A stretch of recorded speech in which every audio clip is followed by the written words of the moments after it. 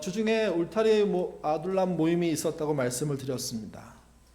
모여서 교회 얘기하고 또 뭐 건강하냐고 서로 체크하고 누가 아프대 하는 소식도 전하고 그러면서 이렇게 한 달 만에 수요 모임을 한 건데 굉장히 이렇게 좋아하시더라고요. 어른들이 모이면 뭐 여러 가지 이야기합니다. 근데 이번 모임 때는 교회 이야기를 길게 했습니다. 많이 걱정하시는 부분들 또 하고 싶은 교회에 대한 이야기들 이렇게 해 나가기도 하고요. 또 어르신들이 모이면 또 그것 말고 많이 하는 얘기가 건강 이야기입니다. 한 분이 저에게 이렇게 질문했습니다. 치매에 걸리면 구원받을 수 있냐고. 여러분 한번 여러분에게 질문해 드릴까요? 여러분이 치매에 걸리면 구원받나요? 확실합니까? 진짜요? 어디에 나옵니까 그거? 어디에 안 나옵니다. 근데 성경을 읽어보면 치매가 문제가 안 된다는 이야기로 설명할 수 있는 성경 구절은 수두룩합니다. 그 중에 한 구절 같이 한번 읽죠. 혹시 이런 문제 때문에 가끔 잠이 안 오시고 치매 걸릴까봐 걱정하시는 분, 기억 상실할까봐 어려워하시는 분 계실지 모르겠는데 믿고 난 다음에 겪게 되는 이 우리의 참 골치 아픈 그런 병에 대해서 성경은 어떤 메시지를 주는지 같이 읽어보죠. 이사야서 49장 15절입니다. 읽겠습니다. 여인이 어찌 그 젖먹은 자식을 잊겠으며 자기 태에서 난 아들을 긍휼히 여기지 않겠느냐. 그들은 혹시 잊을지라도 나는 너를 잊지 아니라. 우리가 잊어도 그분은 안 잊으신다.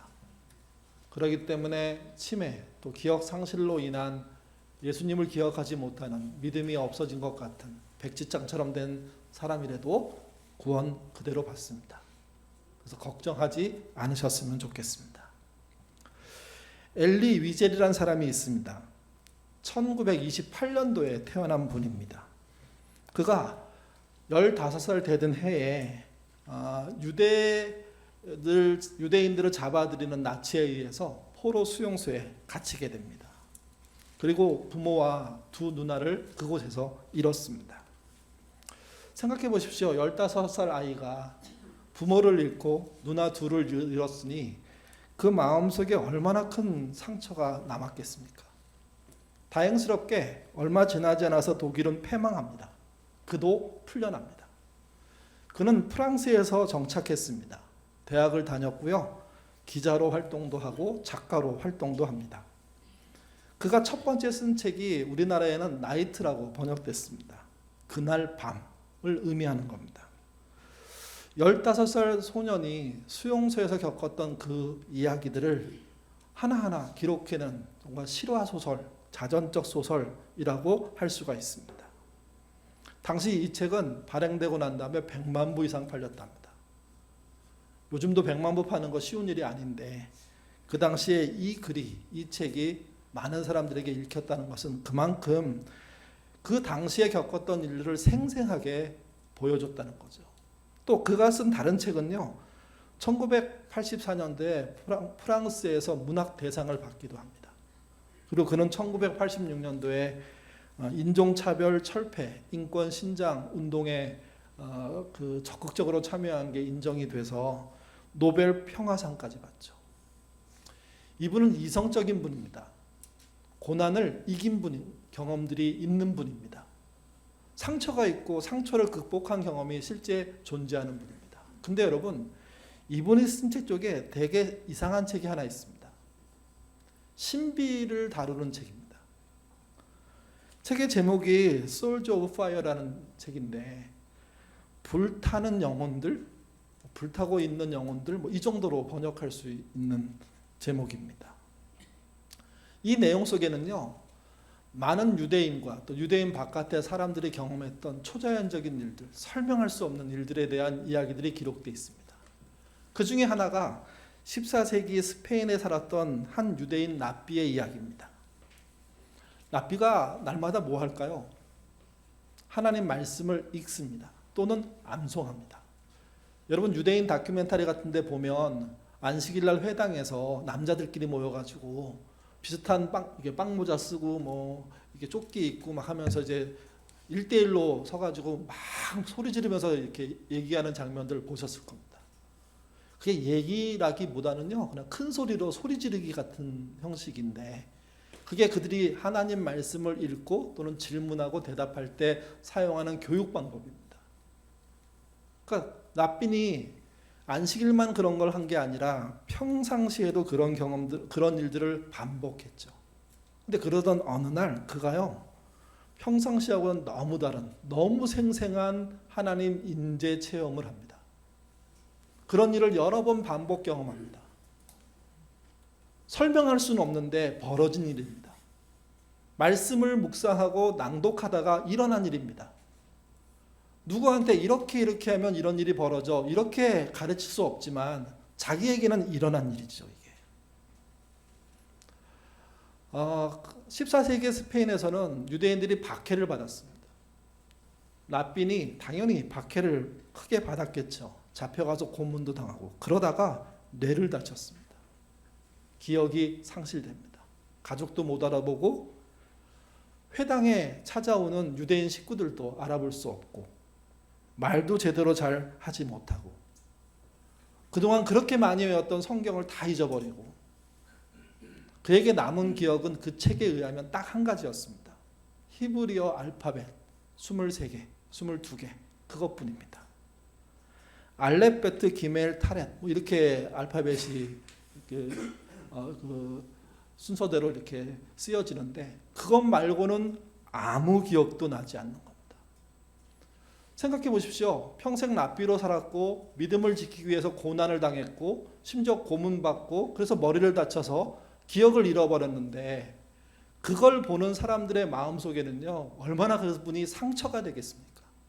본인은 모르지만, 본인은 괜찮지만, 그게 무슨 상황인지 이해하지 못하니까 그냥 넘어갈 수 있겠지만, 가족과 유대인 회당에 나왔던 많은 유대인들은요, 야, 하나님이 살아계시다면 저런 일이 일어날 수 있을까 하는 마음의 상처들을 받았던 겁니다.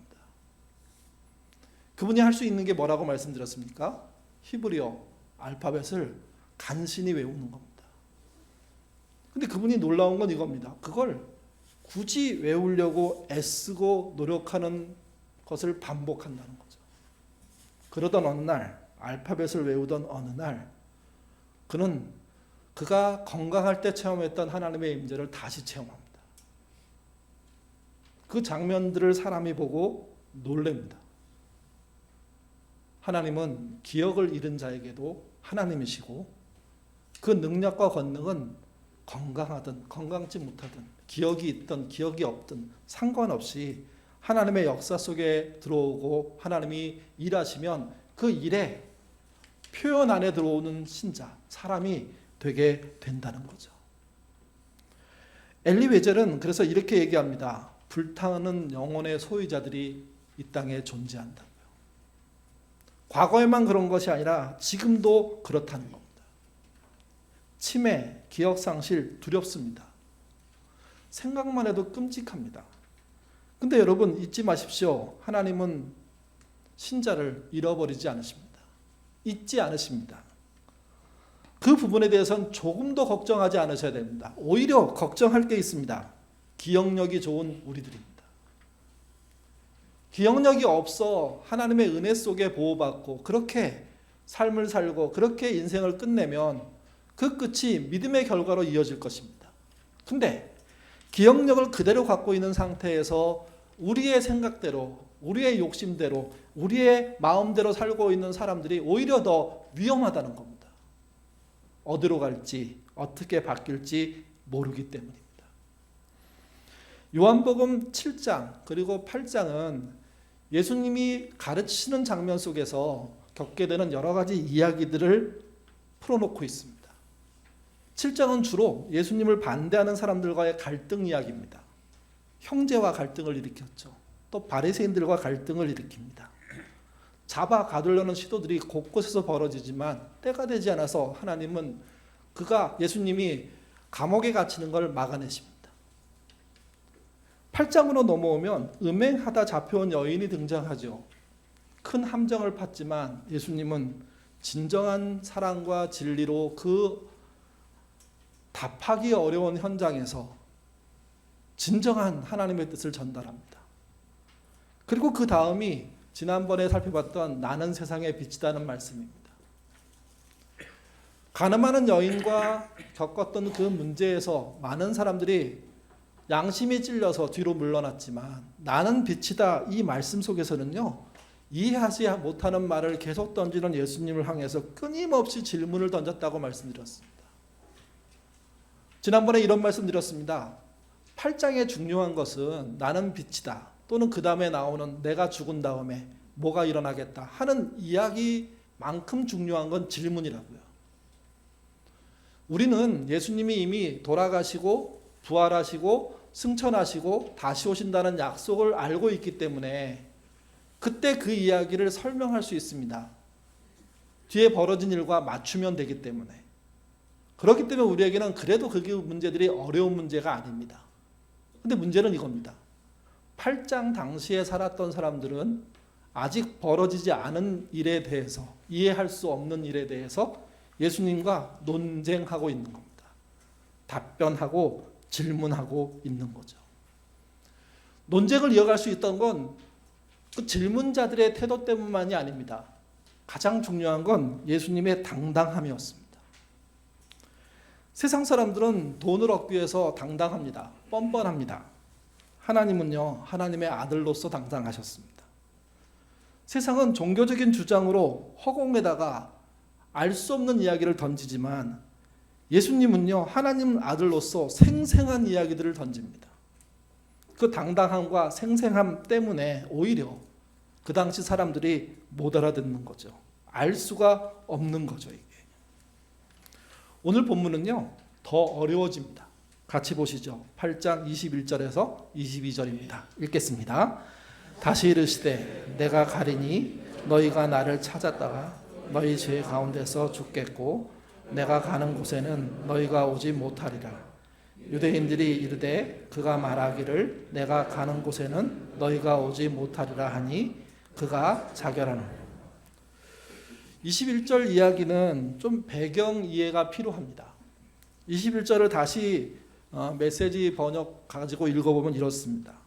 나는 이제 곧 떠나고 너희는 나를 찾으려고 할 것이다. 하지만 너희는 그렇게 하다가 하나님을 놓치고 죽음이라는 막다른 길로 치닫게 될 것이다. 너희는 나와 함께 갈 수 없다.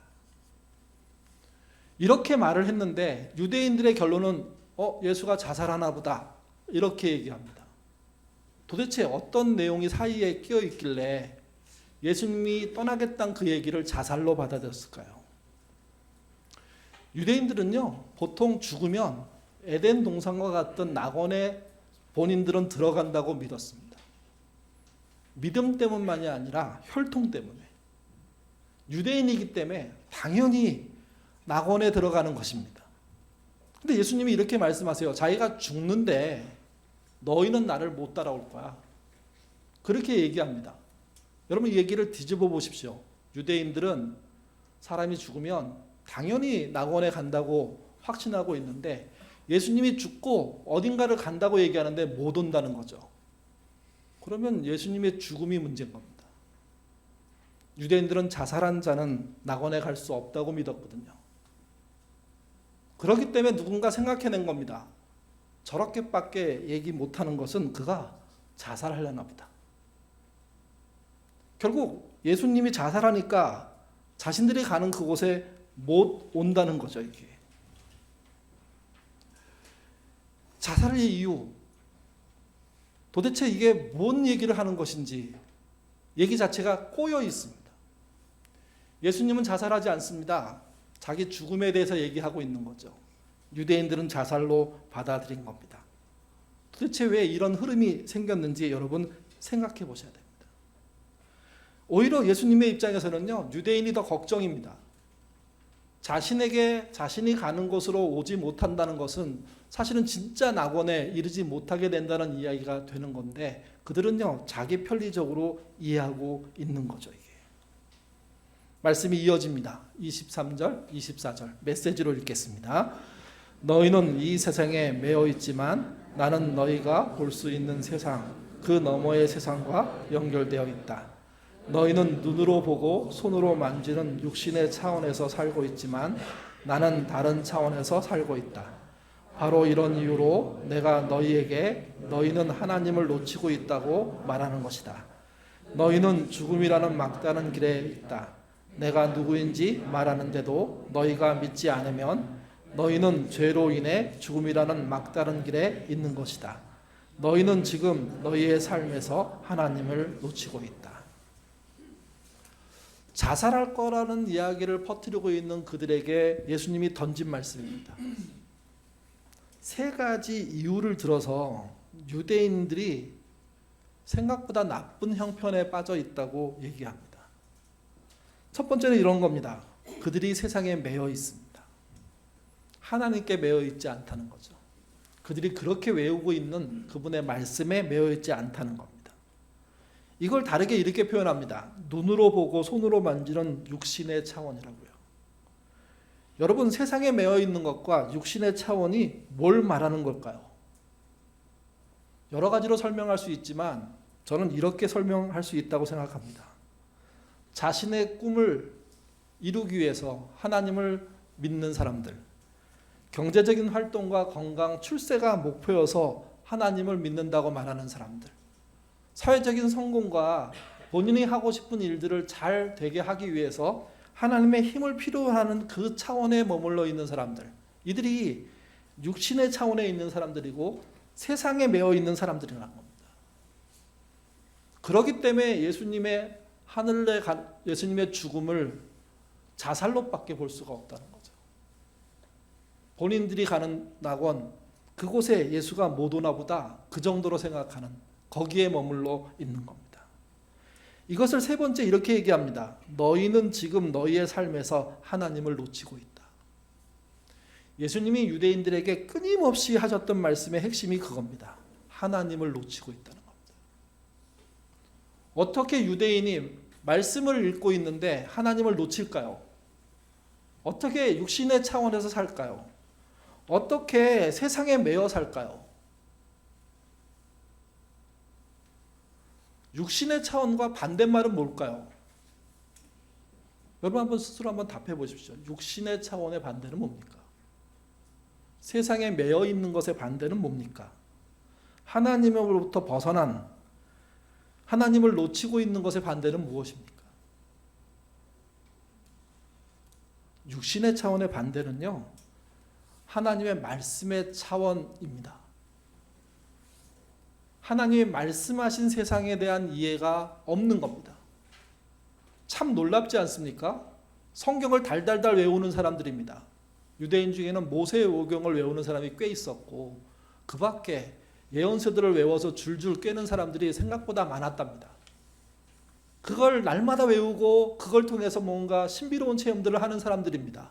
근데 주님이 보기에는 그들은요, 육신의 차원의 사람들이고 하나님으로부터 벗어난 사람들이고 하나님을 놓치고 있는 사람들이라고 얘기하고 있습니다. 우리도 그럴 수 있습니다. 목사인 제가 요즘 성경 빨리 읽는 거 한다고 말씀드렸잖아요. 열왕기를 지금 지나가고 있습니다. 좀 더 빨리 읽어야 되는데 한 달 만에 끝냈어야 되는데 이걸 안 될 것 같아가지고 이미 안 되겠죠. 그래서 2달 안에 끝내야 되겠다고 연장했습니다. 스스로. 말씀을 읽으면서 줄도 치고 다시 놀랍게 이런 말씀이 있어서 하는 말씀이 한두 개가 아닙니다. 그러니까 말씀을 쭉 읽으면서 내가 나중에 다 읽고 난 다음에 저 몇 월 며칠 날 일독했습니다 이렇게 말하게 될 건데, 혹시 제 목표가 그거 하려고만 성경을 읽는다면, 그러면 말씀의 차원과는 무관하게 내 육신의 자랑을 위해서 말씀을 읽게 되는 거 아닐까요? 제가 공개적으로 했지만 교인 중에 여러분들이 지금 그런 도전을 하고 있습니다. 부지런히 읽고 많이 읽고 애쓴다고 해보니까 좋다고. 근데 그렇게 해주셔서 감사하지만 놓치지 않아야 됩니다. 그분의 말씀 안으로 들어가야 하는 게 핵심이지 많이 읽어내는 게 핵심이 아닙니다. 오늘 또 이 얘기 해가지고 많이 읽는 게 핵심이 아니래. 중단. 이럴까 봐 걱정스럽지만.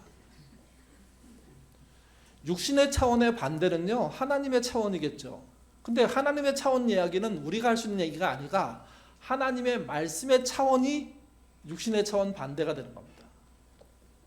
그 말씀의 뜻이 무엇인지, 과연 그러한지 그쪽으로 가는 노력과 수고를 해야 하는 거죠.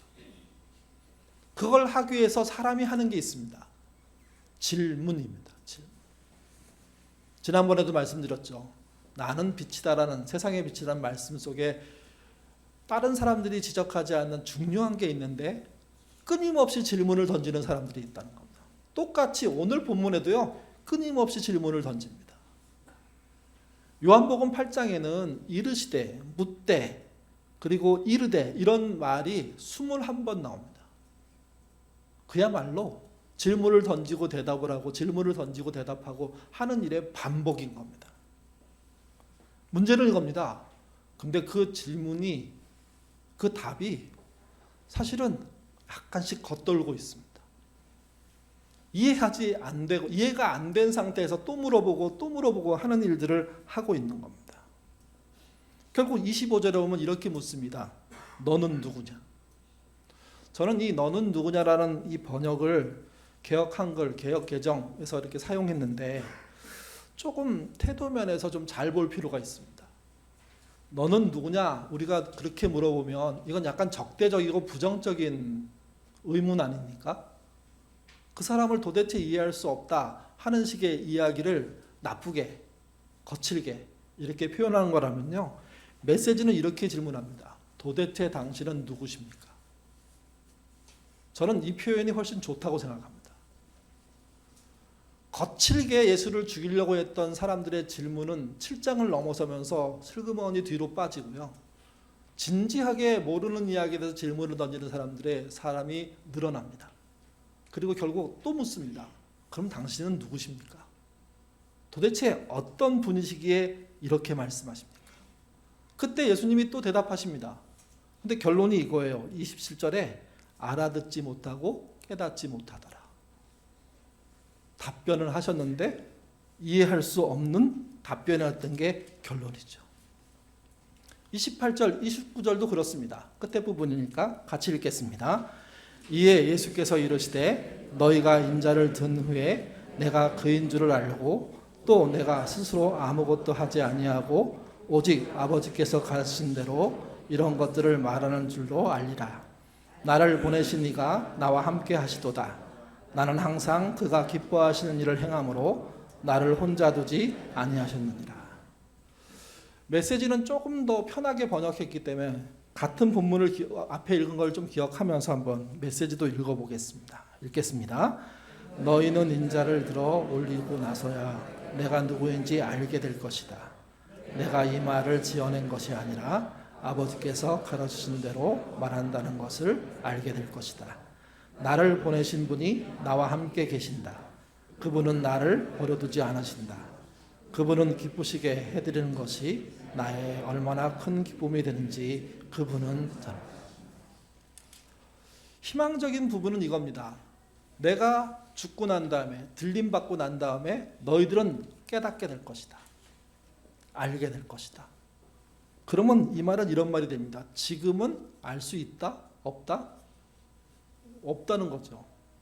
알지 못하고 있다는 겁니다. 생각해 보십시오. 예수님과 장시간 대화했습니다. 굵직굵직한 주제를 가지고 대화했습니다. 근데 대화의 결론이 무엇이냐면 알게 될 것이다.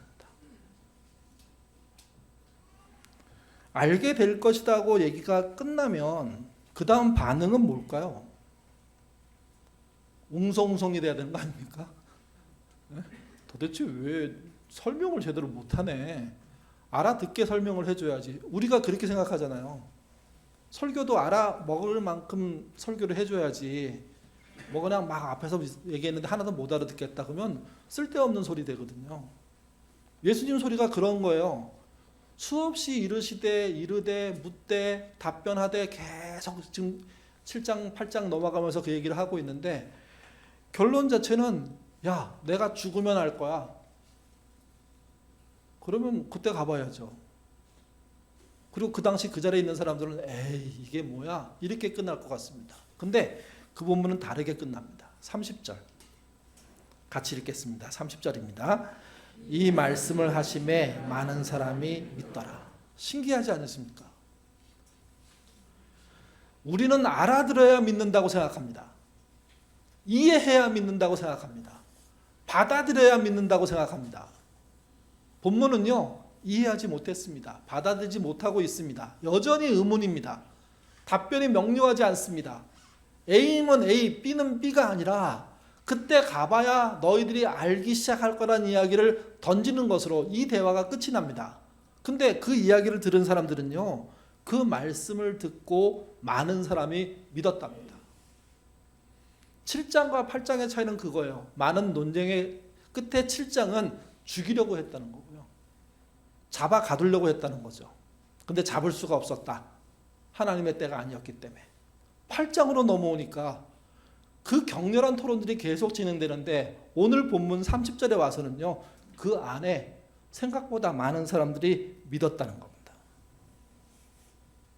그래서 7장, 8장에서 중요한 건 질문입니다.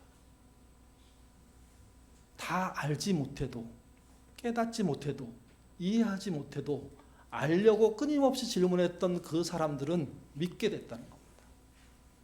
뭐를 안 보고 믿었습니까? 십자가를 안 보고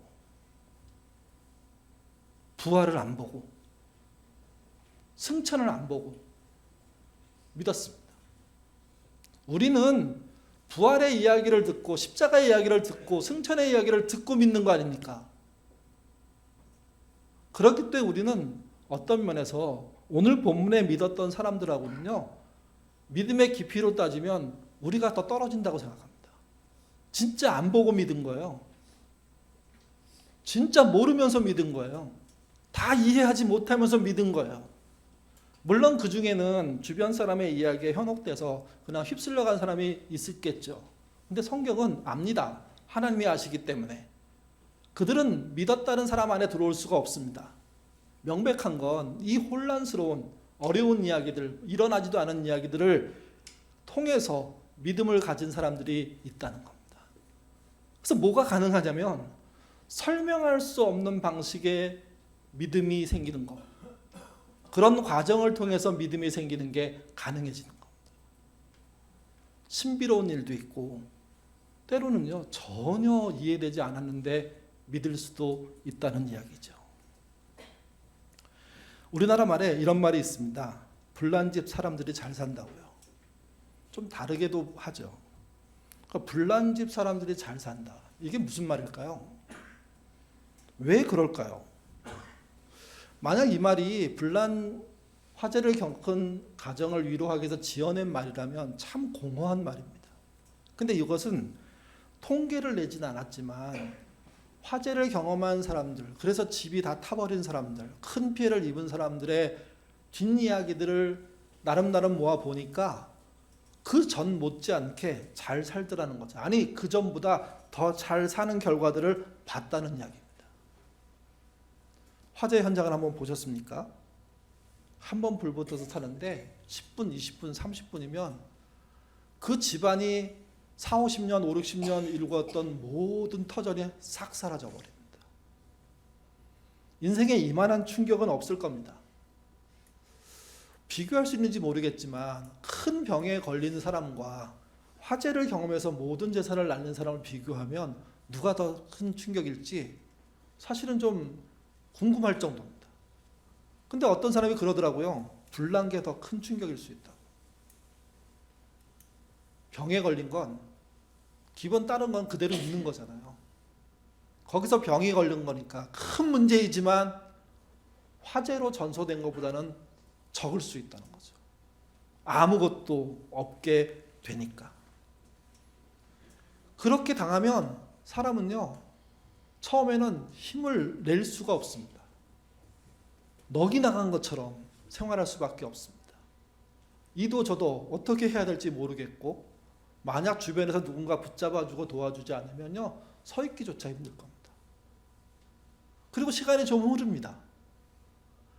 불이 나고 화제가 끝나고 난 다음부터 사실은 그 마음속에 질문이라는 게 생기거든요. 왜 나한테 이런 일이 생기는지.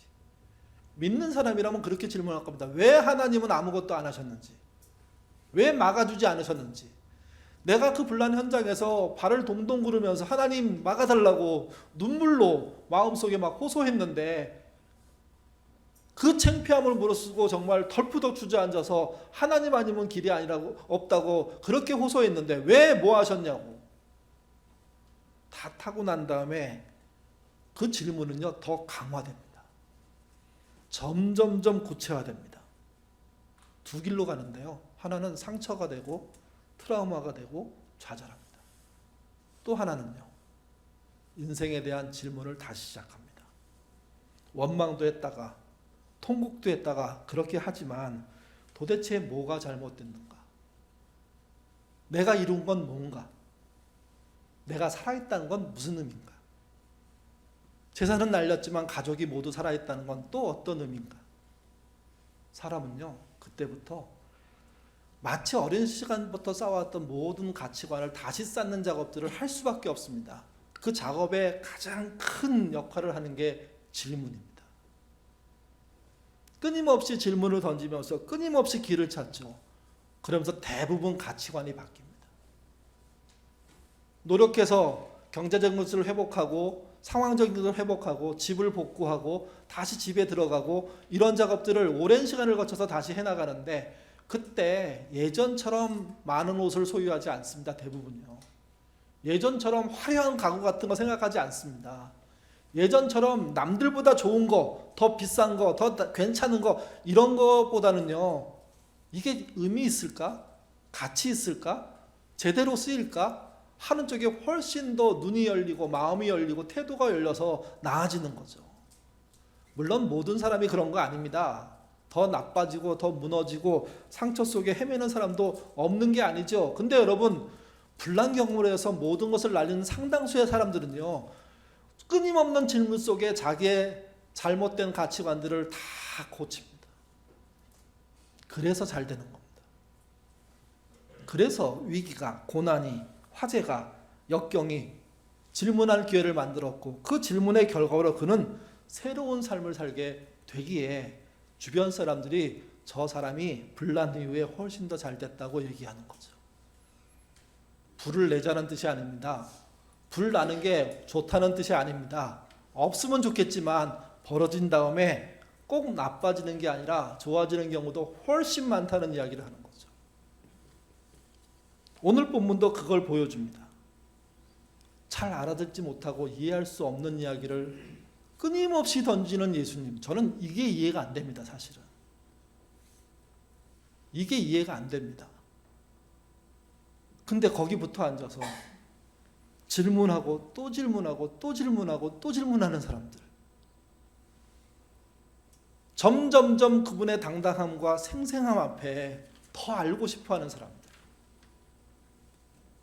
나중에 시간이 지나면 내 죽음에 대해서 너희들이 더 알게 될 거야 하는 말을 할 때 저는 믿겠습니다. 하는 태도에 삶의 방향을 바꾼 사람들이 등장했다는 거죠. 예수님을 믿는 사람들은요. 그래서 말씀을 다 이해해서 믿는 게 아닙니다. 오늘 본문에서도 다 알아듣지 못했고요. 우리도 다 알아듣지 못합니다. 말씀을 열심히 읽지만 그 중에 모르고 넘어가는 얘기가 훨씬 많습니다. 다시 또 읽을 때 이런 말씀이 있었는데 하고 새카맣게 까먹고 다시 또 나중에 또 읽을 때 또 새로운 마음으로 대하는 게 우리라는 거죠. 믿음은 그래서 완벽한 이해가 아닙니다. 오히려 지속적인 질문입니다. 질문한 사람이 믿음 있는 사람입니다. 치매, 기억 상실보다 무서운 것이 있습니다. 질문하지 않는 겁니다. 모르는데, 궁금한데 묻지 않는 겁니다. 아둘람에서 가장 좋은 아둘람의 상태는 질문할 수 있는 곳입니다.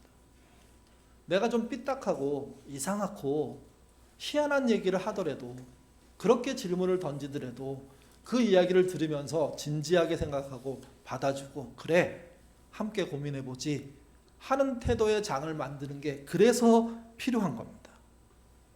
질문, 그건 질문이 단순한 질문이 아니고요. 신자에게는 믿음입니다.